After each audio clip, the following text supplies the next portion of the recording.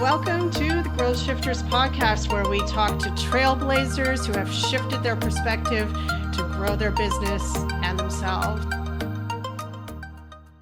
Today, we've got a very special episode with GTA-based Realtor and community leader Kevin Yu.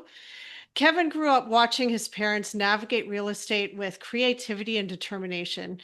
They came to Toronto from Hong Kong with limited money but big dreams, and their first house wasn't just a home, it was an investment. They rented out their top floor while Kevin and his family lived on the main level and the basement. That experience shaped how he sees real estate today.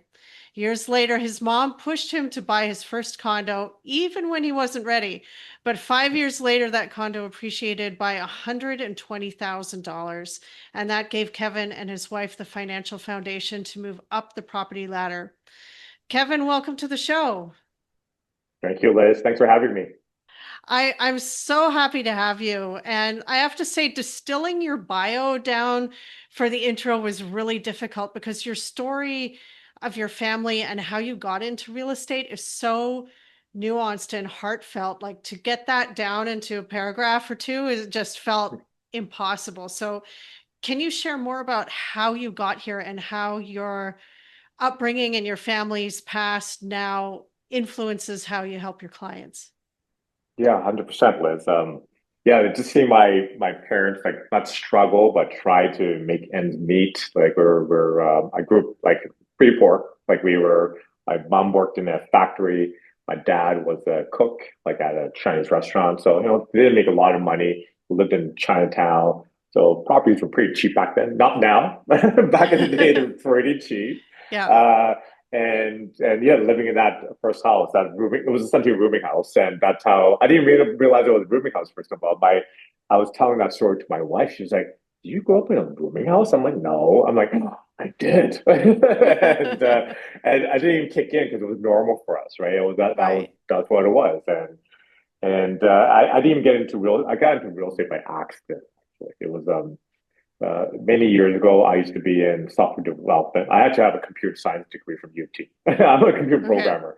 I did that for 4 years, hated it. I felt my soul was like gone, and I had to do a shift. And my girlfriend at the time, with my wife now, she was trying to do real estate, and so she's like, "Oh, it's easy, right? Like, get your real estate license." And just through uh, shits and giggles. Sorry if I swore. I couldn't find another word for that. That's okay. I was like, "Oh, I'll do your license with you," and I ended up like finishing it. She ended up not liking it. So and then that's how I became a realtor by accident because she wanted to be a realtor, and then she went through the course. She didn't like it, and I actually liked it. I was like, "Oh, this is interesting," and that's how I got into real estate. And by accident, it wasn't on purpose. I didn't want to. It wasn't one of my dreams as a kid. Like, oh, I want to be a realtor when I grow up, or when I'm in my 20s. I just sort of fell into it. So, Is there anything about your previous work in computers that you miss, or was that just like from an emotional perspective, was that like a dead end for you? well, the emotional aspect was a dead end for me, but I did learn a lot of stuff that was applicable Mm-hmm. to what I do now. For my business right now, I love tech. I've been using AI like for a long time and started helping our back end and sort of related stuff and learning a lot of stuff in university, how, you're very logical, you build things, that sort of Mm-hmm. stuff. I plan the same sort of aspect to my real estate, where on the back end, we're very process driven. There's like a lot of systems like built in, and we're always trying to use technology on the back end to save time, be more efficient. So that's a lot of stuff is applicable, even though I don't program at all anymore. Right. Yeah, I've seen some of the listings that you do, and I don't know if you're still doing it, but for a while you had a drone that you'd fly through the house to get to get videos for it. Like, I Yeah. thought that stuff was really innovative. That was really interesting. Yeah, it was. It was very hard to execute. That's when we stopped doing it. But yeah, so we're actually shifting and be more creative now. We're in the works of because I like the creativity of what social media and everything brings these days, and try not to be cookie cutter. And probably how you found me, it's like I create a lot of content online, but I like to share like even my personal part of my family, my friends, that sort of stuff. And I treat social media as my diary, as my journal Right. essentially.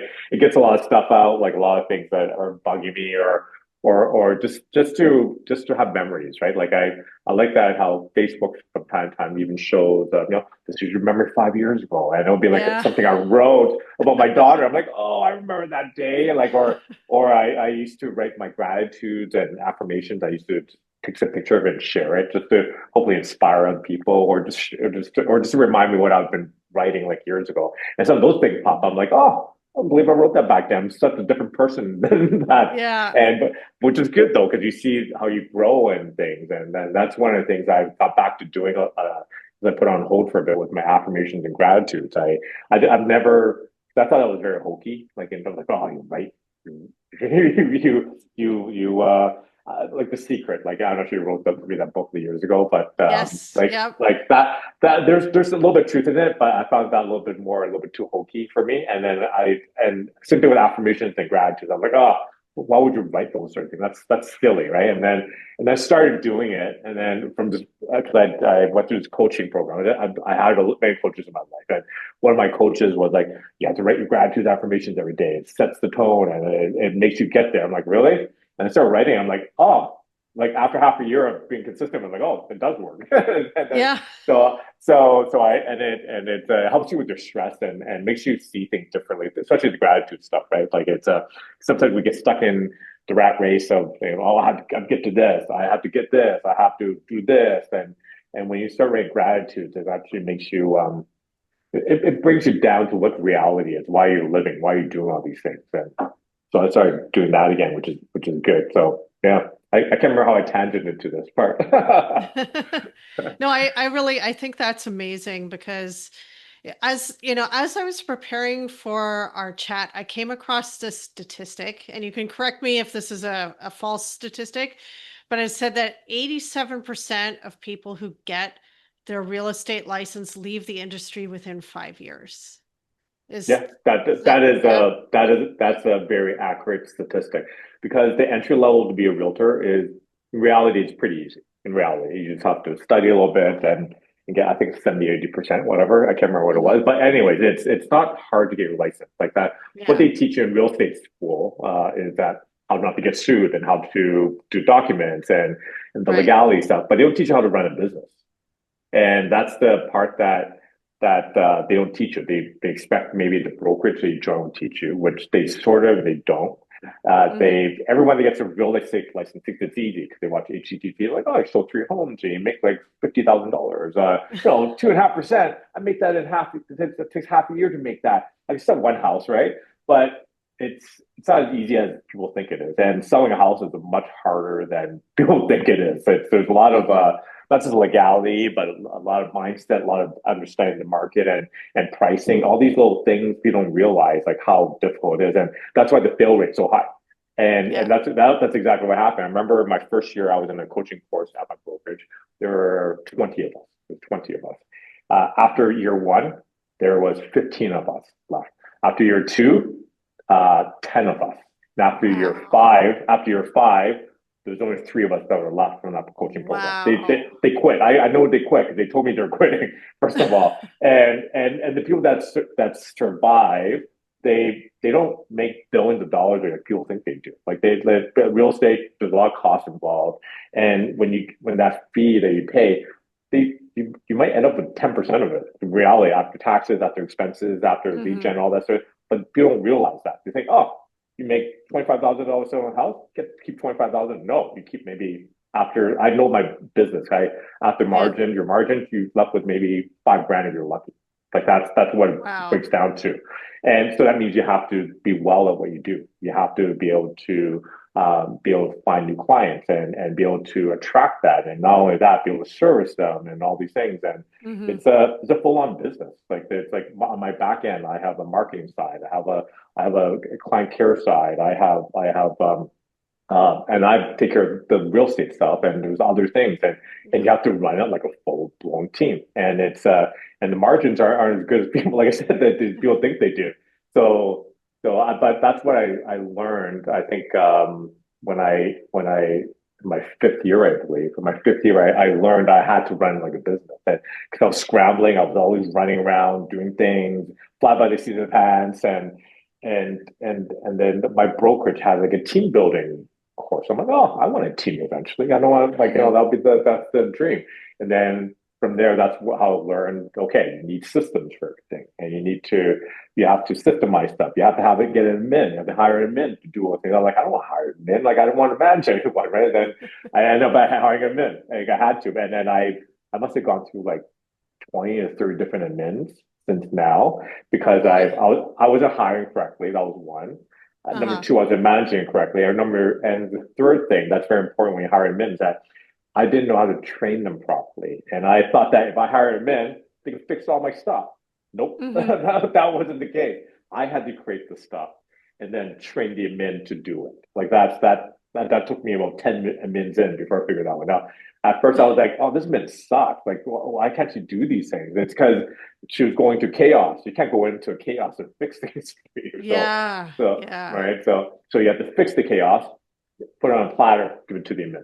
So that's another thing I've found as well. Even now, I have two admins on my back end that runs like a lot of my stuff, and even then, now we're still, even though I have a lot of processes and all that stuff, that it's still I'm still doing fixes on it. I'm still making it better because there's always holes.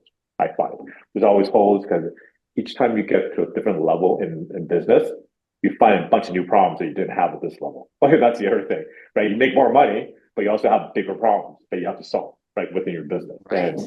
And that's the other thing I've found as well. You always have to be like fixing things and making things better, or the whole process you have to just throw it away and start a brand new one because you're at a different level now too. And all those things I've learned the hard way. I'm telling you that right now. Like I thought, yeah, I could just keep on Frankenstein my process and make it end. Like no, we got to a point where it was so everything was so disconnected from each other that I'm like, we had to scrap it and build it from the ground up, even though it was like more chaotic in that way. But I'm Hmm. happy that I did that, and it took like about 6 to 8 months to rebuild everything. It was like it was a very stressful time, and we're doing that, and we're servicing clients as well without having to drop the ball, right? So there's all these things that are running around, and you know what? But you know what? Like being an entrepreneur, I love that. Like I love you constantly problem solving every day. Like Yeah. you're calling, and you never at a status quo that you're going to be like, oh, everything's been running like a tight ship. It doesn't happen.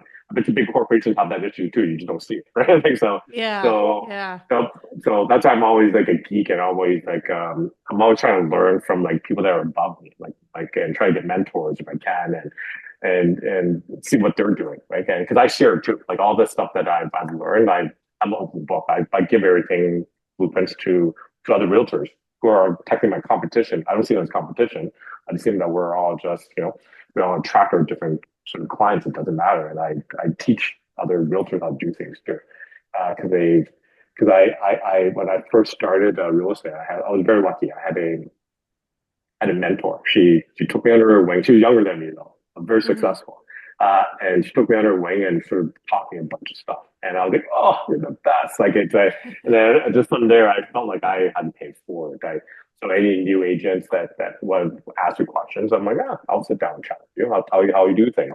You want things? I'll send you my blueprint here. Take it.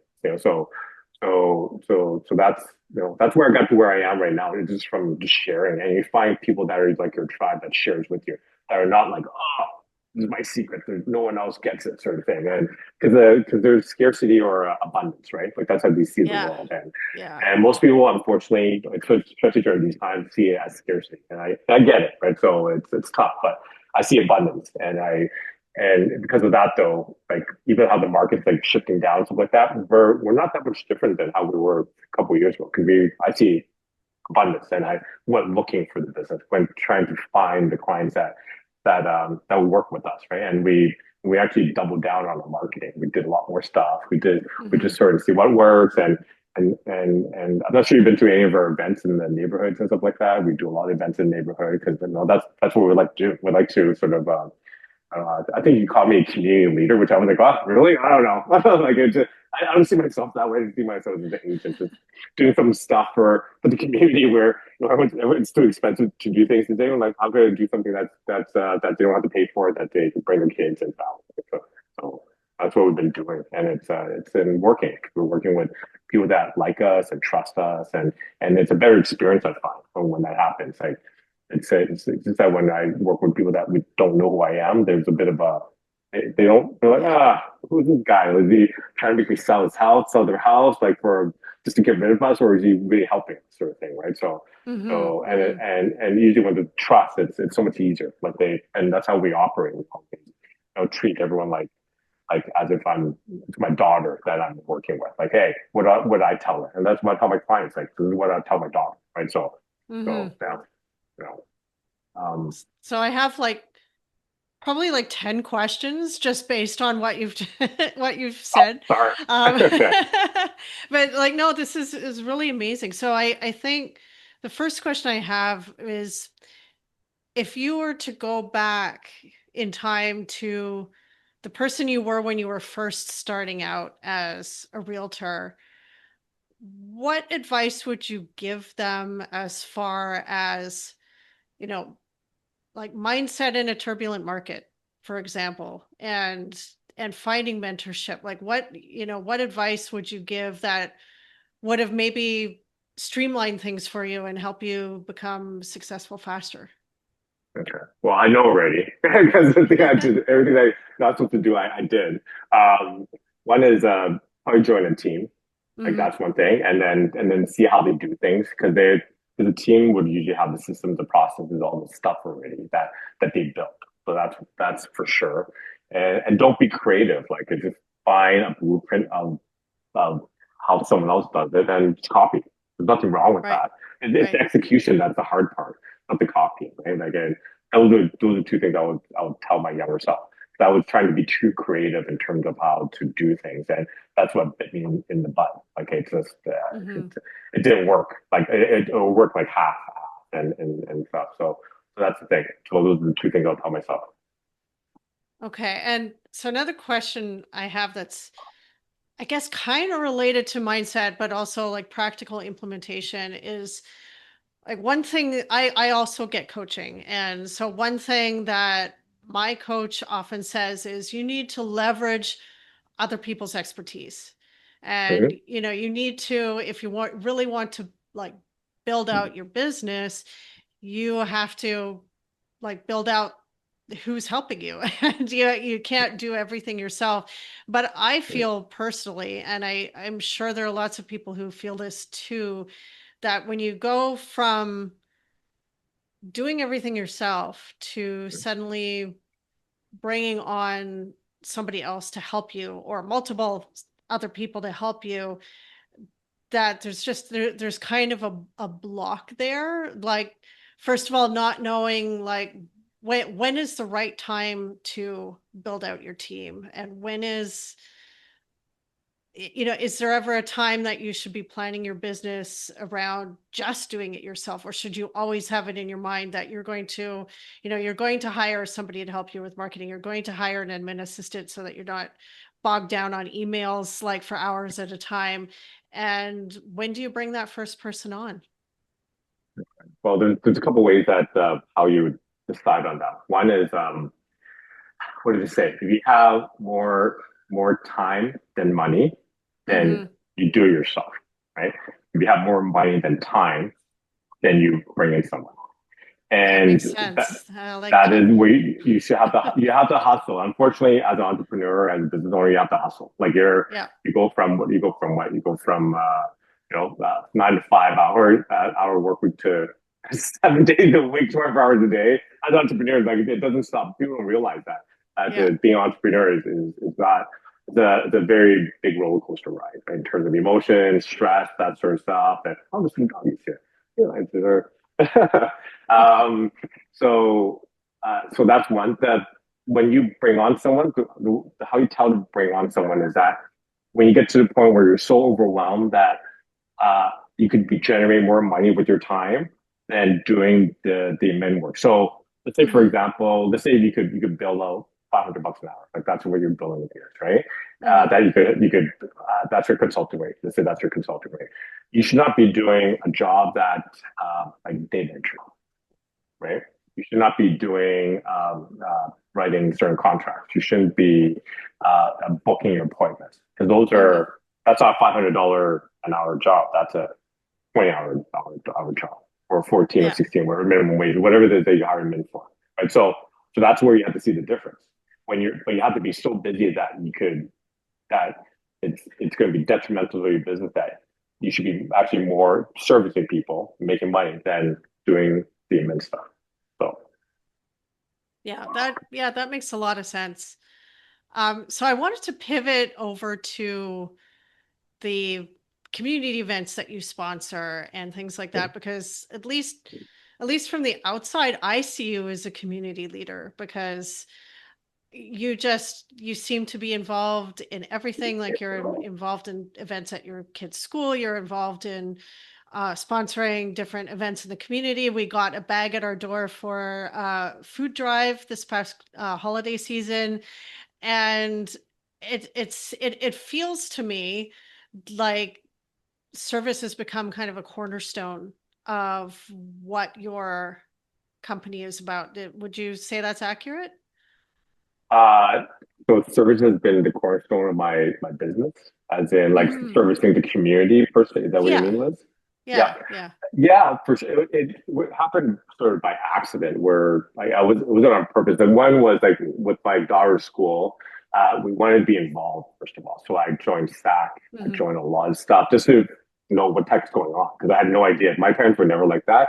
So not like no fault of their own. They're always busy, like they're always working, right? Yeah. So they were really involved with so a lot of things I learned from my parents is that how I want to treat my family, my daughter is that I wanted to be more involved and know what's going on. So because of that though, because I was sacked, they were like, oh, who could run the fundraising? You know, like I guess I'll Hmm. do it. Like I don't know, I never done it before, and that sort of got me a little bit more involved in the neighborhood and the school. And then like, oh, fundraising, yeah, I can contribute. Like because a lot of parents were so busy that they weren't helping out, so we were okay. I'll get my team involved. My team will be donating our time and we'll help out the stuff. They're like, oh, and then we started doing food drives by like, oh, that's a good thing to do. Like it's just that we knew where the food bank was down the street from my house. I'm like, okay, Hmm. it'll help that out because I was like remembering how we were growing up poor, and I always want to show my daughter like, this is what you do, give back to the community, right? So. And then that went by accident. That I started doing food drive, we started doing food drive so consistently that at the stop they actually asked me to come sit on their board of directors. That's So I did that. amazing. Yeah, so I did that for a year with them. It was overwhelming. It was too much. I couldn't handle that in business and everything else I'm Yeah. doing. So I did that for a year with them, where I helped them fundraise and do like a lot of initiatives and all that sort of stuff. And the good news is that I think from that I brought awareness to the community. I noticed because other people started doing food drives at the stop. So I was like, oh, Hmm. amazing. So that sort of got the community together for that sort of stuff. Like some of the parents are doing other stuff and all the donations going to the stop. I'm like, oh, this is like that's the dream, right? So that everyone was helping out that food bank because they were in need. It was like during like COVID, all that stuff going on. And Hmm. even now to the day, it's probably even worse now where they have like an extra 50 families, I believe, every month that keep the extra on top of everything else keep on coming. So we still do food drives with them. We give them money as well. We donate money to them as well. Just because the thing is, it's because that's the other thing that we do is that every sale of the home in the Junction Triangle in the West End, proceeds of Hmm. the little small proceeds of it, we donate to the food bank at the end of the year too. So That's fantastic. yeah, so no, it makes people sellers feel good that some of the money is not just going to like just to the business, but they're actually going to a good cause, right?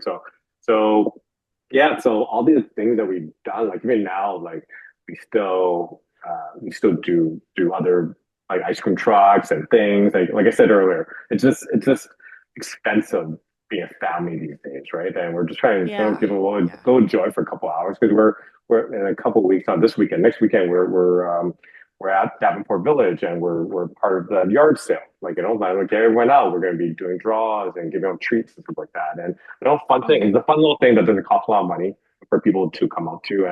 And especially there, that there's a lot of families there. I know that because it's tough, it's tight these days, right, for everyone, Yeah. especially with Yeah. and that's why you see certain restaurants are not busy because it's just no one has extra. Like even us, we don't even eat out that much anymore. We're just we don't go to Yeah. bars. Same. We just yeah, we have people over. Mhm. Like we have some barbecues, that sort of stuff. And it's just very low key these days, right? And yeah, and I find that really, that's how we help the community out. So I don't know, I'm just by accident, like I said, by accident, I got into these sort of things. Because first I was just trying to be involved with my daughter, and then it just sort of spiraled out naturally. And the good news is that my one of my mins, she actually has an event planning background, so that helps a lot, Mhm. right? Yeah, So that that's why would. yeah, so she knows how to execute those things. So that's why we do a Uh-huh. lot of those, like a lot more than other real estate teams because we know how to execute properly. Right? And we find it fun though. Like that's how you meet like other people in the community. And it feels nice when I'm walking around the neighborhood, like people just wave or drop. I'm like, hey, Kevin. I'm like, oh, I couldn't see who it is. It's too fast sometimes, but it feels nice to be recognized a little bit, right? So I feel like my daughter's like, who's that? I didn't see it. So, yeah. So I guess being involved in all of these community events from what you've said, it's kind of changed how you I guess participate like as an everyday person in your community if you're being recognized on the street and things like that. Like, would you say that this is a rather sort of big idea question, but would you say that your sort of overall concept of community has changed or shifted? Well, but meeting the parents and just the people and like families and stuff like that, I feel very connected to the Junction Triangle because of that. Hmm. Even though we're not just to be transparent, we moved out of there a couple of years ago Uh-huh. because of my daughter goes to a different school now, and we want to be close to that school and the high school as well. But I still come. We're not far away. We're like 10 minutes away, so we still know a Hmm. lot of parents and a lot of families there. So it's nice to be connected. I was never been that connected to a neighborhood before, and it feels nice. Like it feels nice and bringing people together too, right? Like it's every time it's our events, we always say thanks, like oh thanks for supporting us and bringing the community. Like it feels nice to because the thing is it's tough doing those things, right? And and I know Uh-huh. that some community members try to do it, which they do a good job, but they can't do it at the rate that we do it because we have a team that could Hmm. execute that and the resources as well, right? So and then even when we do like the Easter egg hunt, it's nice to see. I think we have like 200 kids come up, like in Carlton Park, this recently, and Davenport Wow. Village, we had like 100 kids come up. We know Oh 'cause my goodness. we had like a lot of we make little packages. That's how we know how many kids came up. We give like Yeah. 300 or 500 packages, but it's nice. It's nice that community comes together because other than that, though, no one really does because there's no other things that happen in the Junction Triangle, really. Like there's little small things here and there, but not Yeah. enough to bring that many people out, right? And it's nice to and some of those traditions have been passed on to me from other parents that were a little bit in the neighborhood before us. So it feels like to have carry the torch and pass it on, right? Because it's Hmm. I'm not sure how long we'll be doing it for, but we're probably going to be doing it for a while. Like it's because all the other parents have stopped because their kids got they're like in university now, so that's why they don't do it, right? Because they're not really connected to the next generation of parents, which we are, which is nice, right? So Yeah.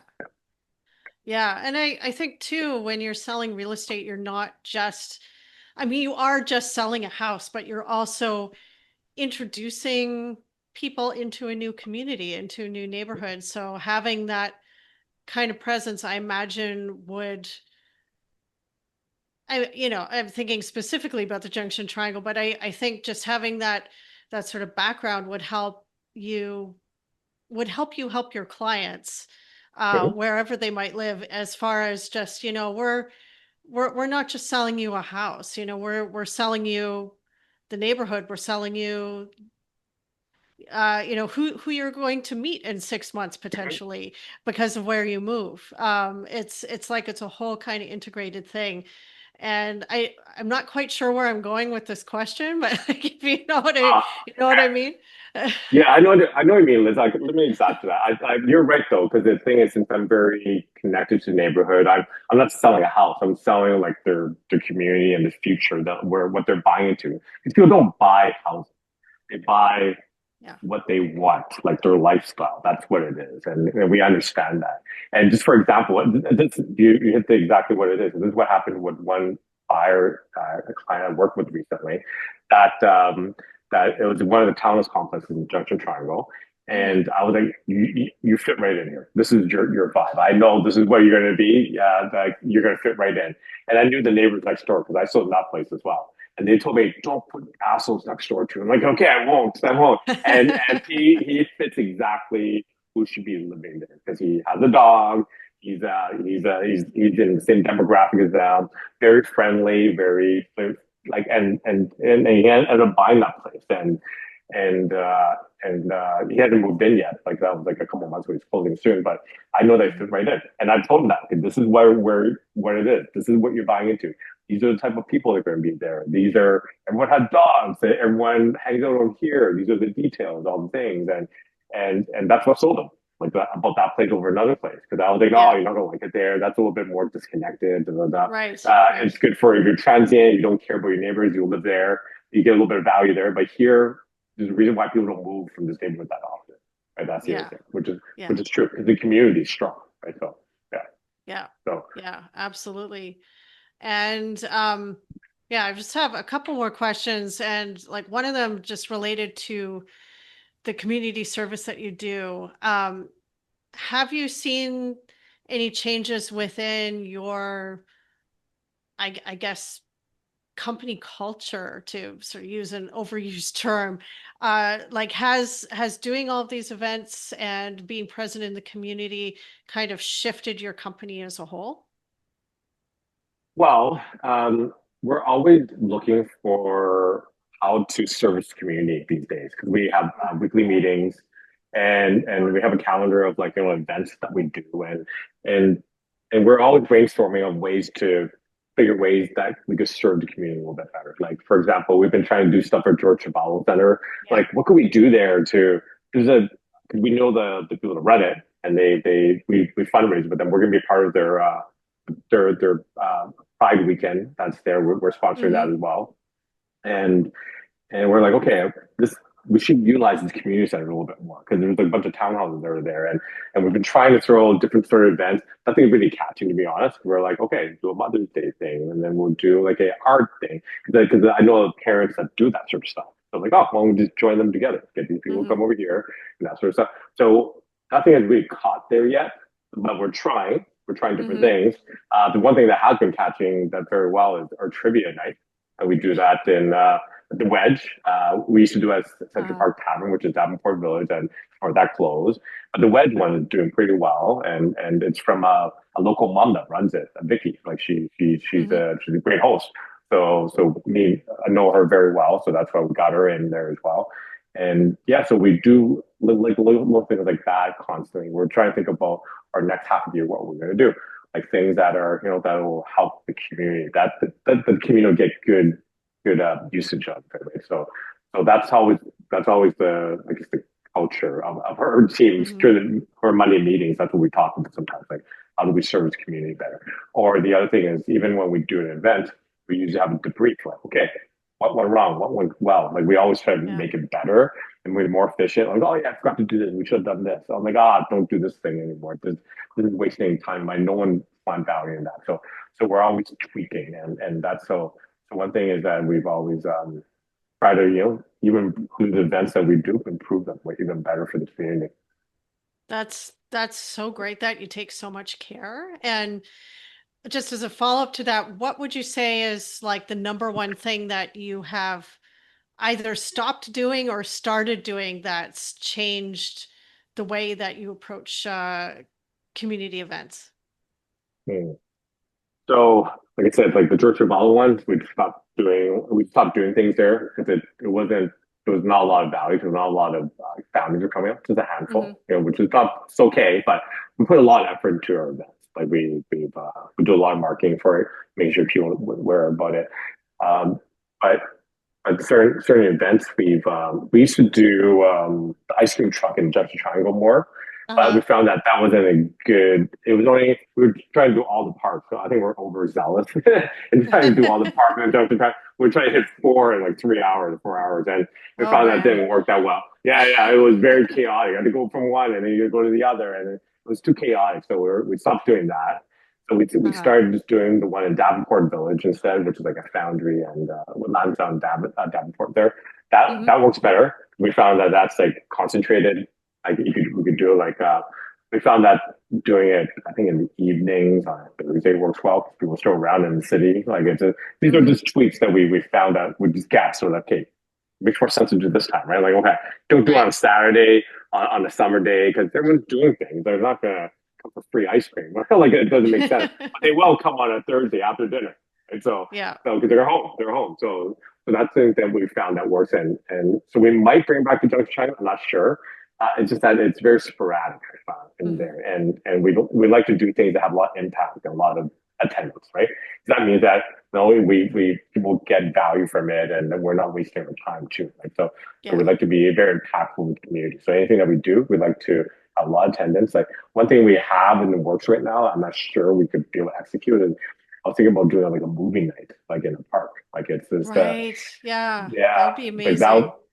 yeah, but it's a couple things, permits and the cost. So I'm trying Right. to figure ways to lessen the cost right now. It's pretty expensive. I looked into it like, oh, and then the other thing is we're worried about noise too, because it's Sunday Hmm. Park, so someone could complain because we can't do it sorry until like nine, right? So that's the other thing. So these Yeah. little things that we're thinking about doing, I'm trying to get a sponsor for that right now. That'll probably take on some of the marketing aspect with it with me.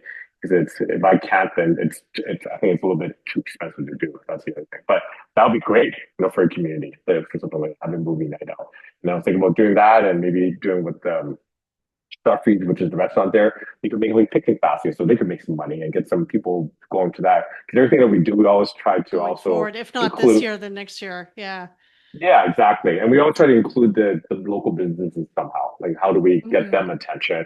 How do we get them money too? Right? Like that's the other thing. That's the other thing that we started like a long time ago. It's like helping the business during COVID. Like it's and then Yeah. that just kept on going on, and we just kept on doing. We still do videos from time to time, not as much as we used to do, but we do still bring spotlights to local businesses in the area just to get them some traction. We did one for Gas Bar recently, which is Hmm. like right on Susan Mendez. Because there's I like him in. He donates money to the school a lot and coffee and that sort of stuff. So just a way to help them out as well, though, right? Because running a business is not easy. The Yeah. overhead's expensive these days, and not people are not spending as much. So support local businesses. Yeah.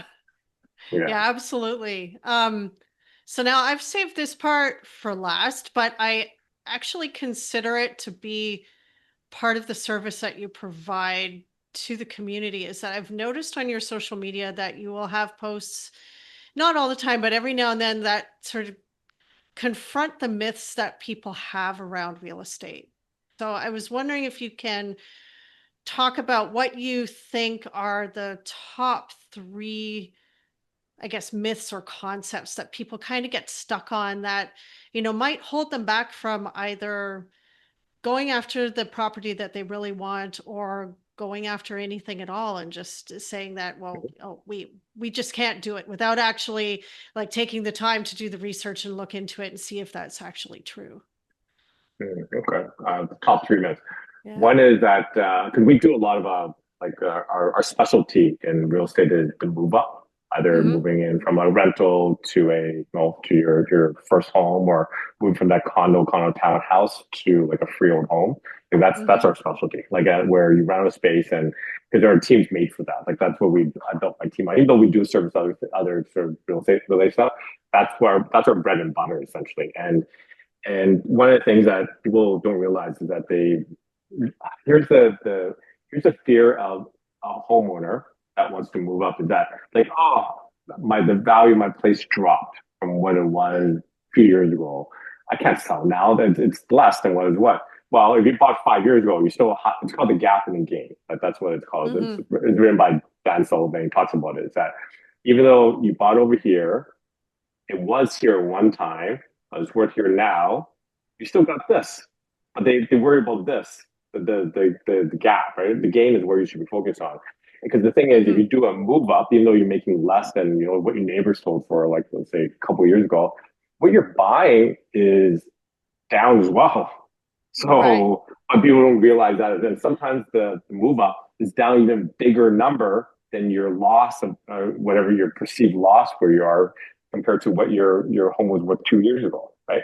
So even so, that's why a lot of people are not doing the move right now. They're not seeing the net that they're gaining. You could probably gaining like about 100, 200,000 easily. And some of my clients Mm-hmm. are doing this right now. They're like, oh, I know that 6 months ago, my place was worth $100,000 or more. That place I'm looking at right now is worth $200,000 less right now, like than what it was. I'm like, yeah, exactly. Yeah. And there's less competition up here too, so you're able to negotiate on that stuff as now. Where so that's one.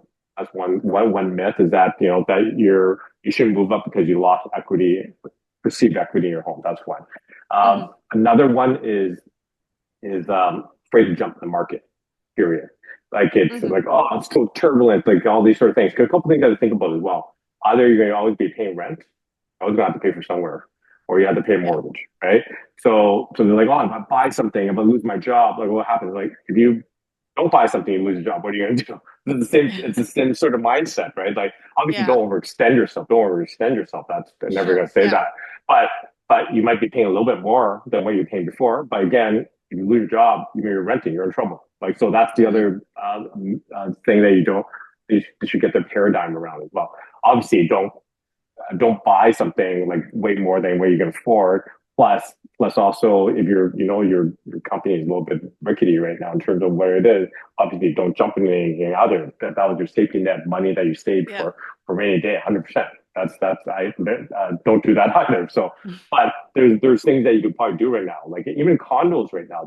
Here's the other myth. They're like, oh, condos are the worst investment right now. I'm seeing some discounts on condos that I've never seen before. Like you could buy a one bedroom plus den condo in downtown Toronto for $500,000, which I haven't seen that in Really? years. I didn't know that.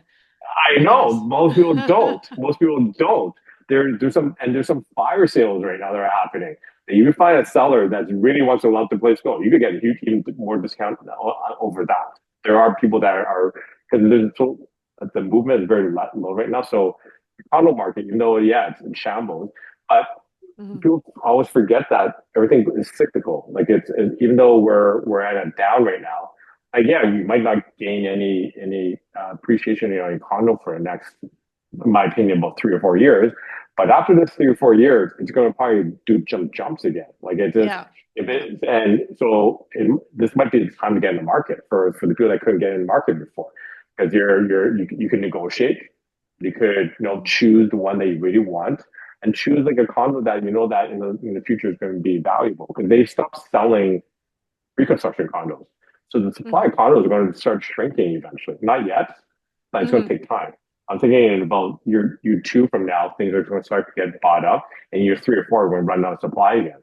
So that's going to what's Right. happened. So, but again, you have to be patient with real estate. You can't. It's not buying now and selling next year for $200,000 more. No, that those days are gone. Those are in a very bullish market. Yeah, it can happen, Mm-hmm. but if you're young and you want to get in a condo market, like I would right now. It would make sense financially, right? So yeah. Yeah. And so what about people who, just for what you were saying about it being the fire sales and stuff. So like people who might want to buy something as an investment, like, is that still a good idea, or are people kind of It's shying away from that at this point? yeah, investors are shying away from that type of investment.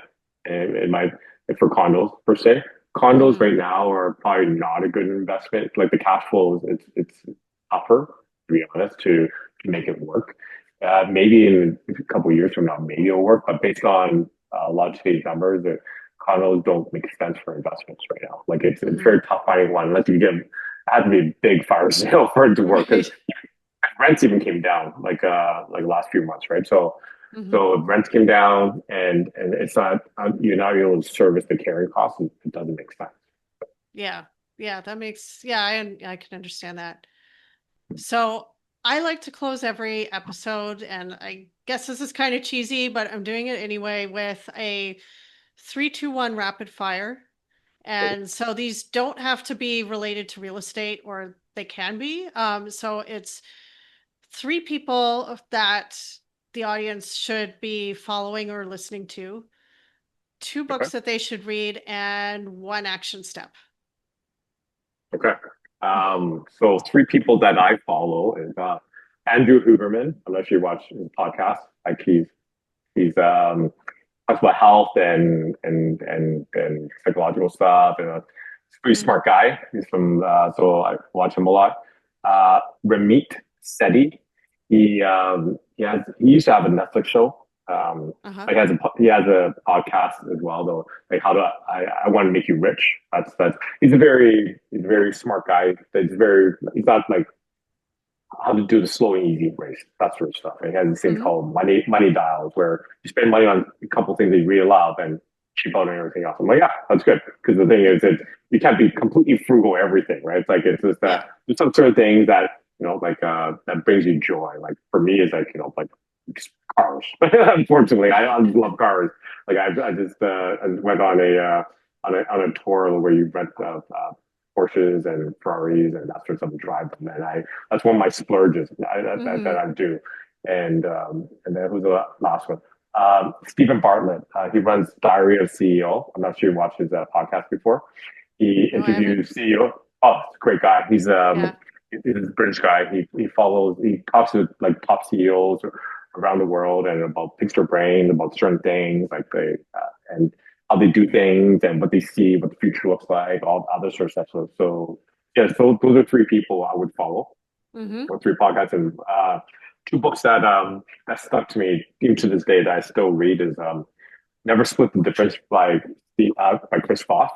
He's an ex FBI negotiator, a hostage negotiator, Mm-hmm. and it's not just business negotiating. This is how you negotiate with family members' life, and that it teaches you how to be empathetic and how to talk to people and how to dive deep and not get what you want, but more like how you collaborate and do things. And it's a very interesting way of human nature. Um, Atomic Habits by James Clear is another Right. book that Yeah. people should read. I live by that mantra, like how I create habits in my life. Like I have morning routine habits. I have habits throughout the day, like that sort of stuff. And that's how I do things. That's how I can do so many things. Like it just if I didn't have those things, I won't be able to do stuff. And that's created my morning routines and Mm-hmm. such. So that's two. Yeah, that's two. And then one Yeah. thing is action habit, right?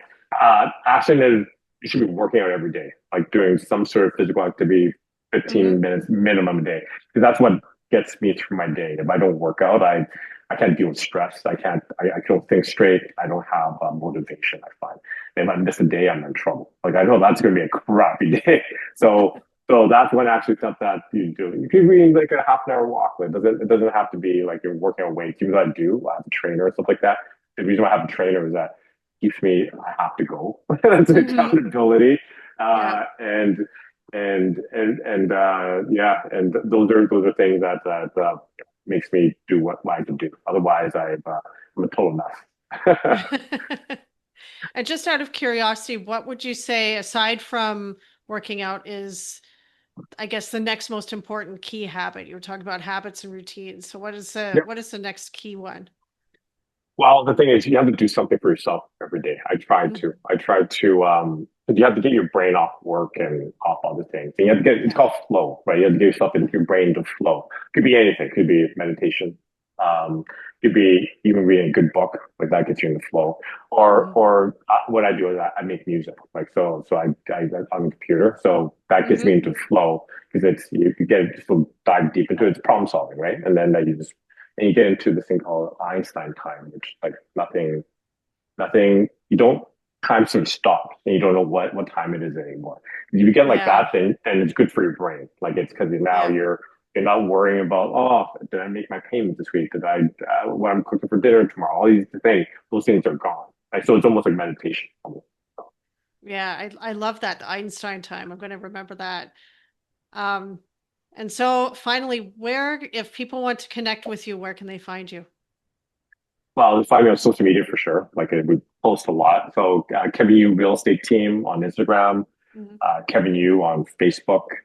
I'm starting a podcast soon about real estate.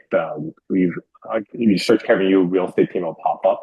It's currently what's it called, the Move Up Guide, like a Toronto Mhm. Move Up Guide right now. So I'm working on that. That's my next project right now. Awesome. And yeah, just yeah, so podcasts are the way to go. I like, and you tell I like talking. So that's in front of a camera, which I never could do before. It's only something I developed within 5 or 6 years ago.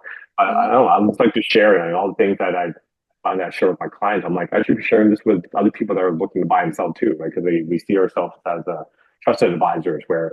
where we coach our people, like our clients, what to do. They make the decision, not us. But we coach them on information. This is what reality of things are. This is what's happening.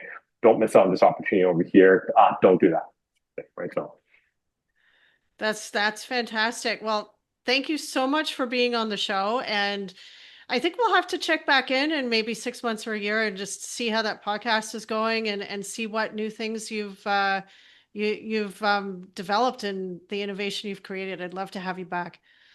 anything less. Yeah, I would love to come back. I love to share. So this is my accountability that I have to get the YouTube podcast up in 6 months and going strong. Okay, got it. Okay. Great. Thank you so much. Thanks, Liz.